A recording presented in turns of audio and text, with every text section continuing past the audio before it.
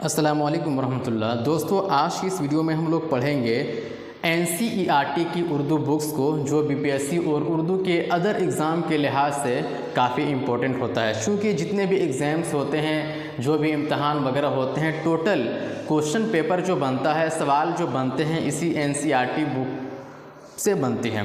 تو ہم لوگ اسٹارٹ کرتے ہیں آج کی ویڈیو میں۔ اردو زبان و ادب کی تاریخ جو ثانوی اور اعلیٰ ثانوی درجات کے لیے یہ ایک درسی کتاب ہے۔ اس میں صرف ہم لوگ اسی پوائنٹ کو پڑھیں گے جو ایگزام کے حوالے سے، پریپریشن کے حوالے سے کافی امپورٹنٹ ہوگا، تو اسی کو ہم لوگ کور کرنے والے ہیں آج کے اس ویڈیو میں۔ اردو زبان کا آغاز و ارتقاء، اس ویڈیو میں ہم لوگ کیا دیکھنے والے ہیں؟ اردو زبان کا آغاز اور ارتقاء۔ اردو زبان کی پیدائش کیسے ہوئی، اردو زبان کی پیدائش کس طرح سے ہوئی، اردو زبان کی پیدائش کے بارے میں جو مختلف نظریات ہیں وہ کیا کیا ہیں، اس کتاب میں بہت ہی شارٹ میں اور بہترین انداز میں پیش کیا گیا ہے۔ کئی بچوں کا یہ ڈاؤٹ ہوتا ہے کہ ہم لوگ NCERT اردو بک کو کیسے پڑھیں گے، وہ کہاں سے اویلیبل ہوگا، تو آج میں نے شروع کر دیا ہے NCERT بک کو پڑھنا۔ تو اس بک میں ہم لوگ صرف امپورٹنٹ جو نکات ہیں اسی کو پڑھنے والے ہیں۔ تو شروع کرتے ہیں۔ اردو زبان کا آغاز و ارتقاء کس طرح سے ہوئی ہے؟ زبان کیا ہے؟ زبان سماجی زندگی میں اظہار و ترسیل کا ایک مؤثر ذریعہ ہے۔ جو ضروریاتی زندگی نے زبان پیدا کی۔ اب اس میں کیا امپورٹنٹ چیز ہے، صرف اسی کو دیکھیں گے۔ ہندوستان میں چھوٹی بڑی تقریباً کتنی زبانیں ہیں؟ 600 زبانیں بولی جاتی ہیں۔ ہندوستان کو کیا کہا جاتا ہے؟ ہندوستان کو زبانوں کا گھر بھی کہا جاتا ہے۔ یہ امپورٹنٹ ہے، پوچھا جا سکتا ہے کہ زبانوں کا گھر کس کنٹری کو یا کس ملک کو بولا جاتا ہے، تو کیا ہے؟ ہندوستان کو زبانوں کا گھر کہا جاتا ہے۔ دوسرا پوائنٹ کیا ہے؟ کوئی بھی زبان یکایک وجود میں نہیں آتی ہے۔ کوئی بھی جو زبان ہوتی ہے وہ اچانک سے وجود میں نہیں آتی ہے، اس کے بننے کے پیچھے صدیوں کا تاریخ اور تہذیبی عمل کار فرما ہوتا ہے۔ یعنی اس زبان کے پیچھے، بننے کے پیچھے صدیوں کا ہسٹری ہوتی ہے، ان کا کلچر ہوتا ہے، تب جا کر وہ زبان بنتی ہے۔ نیکسٹ پوائنٹ یہاں پہ ایک امپورٹنٹ پوائنٹ ہے۔ 8ویں صدی عیسوی سے 10ویں اور 11ویں صدی عیسوی تک جو مسلمان ہندوستان آئے ان کا تعلق مختلف علاقوں سے تھا۔ ان میں عربی، ایرانی، افغانی اور ترکی تھے، جن کی زبانیں الگ الگ تھیں، اور وہ سب کیا تھے؟ سارے کے سارے ایک ہی مذہب کے پیروکار تھے۔ زبانیں الگ الگ تھیں۔ اردو کی پیدائش کن کن زبانوں سے ہوئی ہے؟ مختلف زبانوں سے۔ اس میں عربی بھی شامل ہے، فارسی بھی شامل ہے، پشتو بھی شامل ہے، ترکی بھی شامل ہے۔ تو مختلف زبانیں آپس میں ملی، ہندی بھی شامل ہے، تب جا کر ایک زبان بنی، وہ ہے اردو۔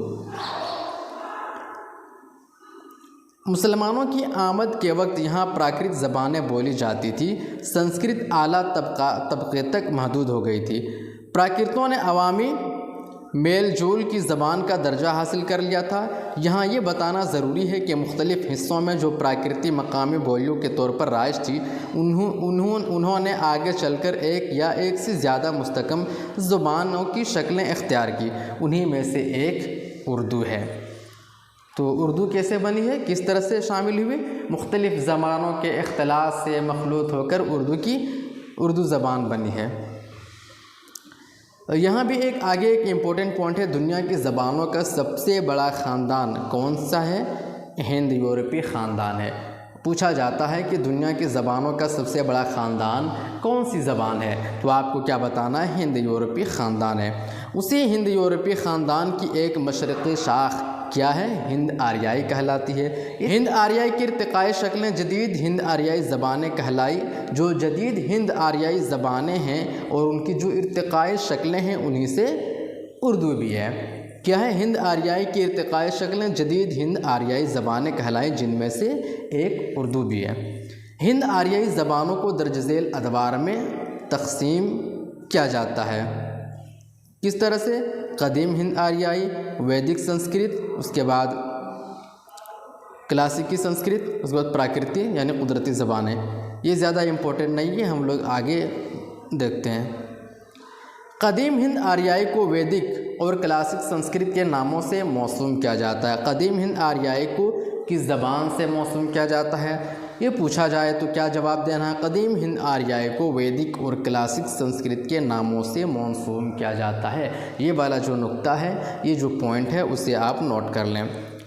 وسطی ہند آریائی زبانوں کو پراکرت کے ذیل میں لایا جاتا ہے، جن میں ایک شورسینی بھی تھی۔ شورسینی پراکرت سے شورسینی اب برنش وجود میں آئی اور اسے مغربی ہندی نکلی۔ اس مغربی ہندی سے جو زبانیں اور بولیاں پیدا ہوئی، ان میں ایک کھڑی بولی بھی ہے جو اردو اور ہندی دونوں کا سرچشمہ ہے۔ سب سے اہم پوائنٹ یہاں پہ ہے، یہ سوال بھی اکثر کیا جاتا ہے، اس میں بتایا گیا ہے کہ اردو کی پیدائش جو ہوئی ہے اس کے تعلق سے جو بھی یہاں پہ نظریات ہیں اس کو بہت ہی شارٹ میں بتایا گیا ہے۔ زبان کے بعض ماہرین کا خیال ہے کہ اس نے پنجاب میں جنم لیا۔ پہلی رائے، پہلا قول کیا بتایا کہ پنجاب نے جنم لیا، کیونکہ جب دہلی کے ارد گرد اردو اپنی شکلیں بنا رہی تھی اسی زمانے میں پنجابی زبان بھی بن رہی تھی۔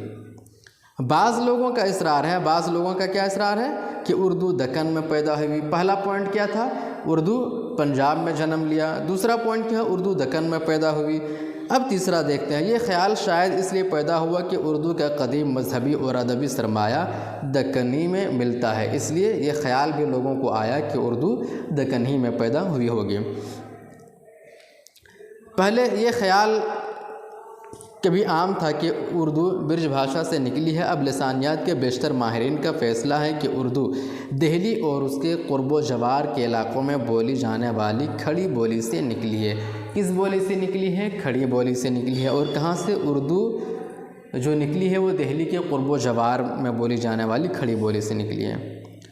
پنجاب سے دہلی کی نہ صرف یہ کہ حدیں ملتی ہے بلکہ دہلی کا پنجاب والوں سے اور پنجاب سے دہلی والوں کا گھر آنگن کا رشتہ ہے۔